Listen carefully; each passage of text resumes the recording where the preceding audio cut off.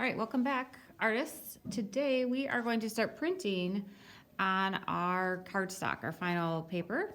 We're going to begin again by coloring. Remember, we want to work to stay in your lines. I know sometimes this can get a little tiring and you want to just rush, but when you rush, you sometimes get colors in the wrong spot. So just be careful, take your time, and put another layer of color down. I have already printed this once with these colors, so you can see that there's sort of a really light coating on them of the color, but I want to make this more bright and vibrant. If you're changing colors from the colors that you printed last time, you might want to clean with a wet paper towel in between. There was a little bit of blue on this spot here, and when I colored it, it sort of made it a kind of a yellow-green. If that bothers you, you want to make sure you clean in between. I'm okay with it, so I'm just gonna keep going. And I'm going to color this entire image.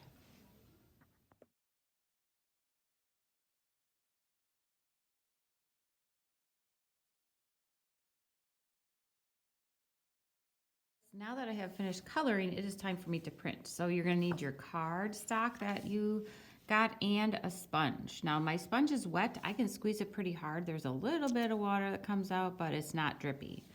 We don't want to put too much water on our paper because then it will make the colors run a little bit. You're going to kind of sweep it across once. And you're going to do it just one more time, and the paper might curl a little bit on you. And then you're going to look and see to make sure it's not shiny. So it's wet, but it's not shiny. And then you don't want to waste a whole lot of time, but you're going to then take your paper and put it on top of your styrofoam, and you're going to give it a little massage. I like to use the side of my hand. I kind of make a fist and then I rub it. You can also just use your finger, but if you wanted to, you could maybe even open this up, because then you can get a little bit more of a feel for what you are rubbing. And then you're going to lift this up and see that the color you get on your paper is much brighter than the color that you see on the styrofoam. You're ready to print again.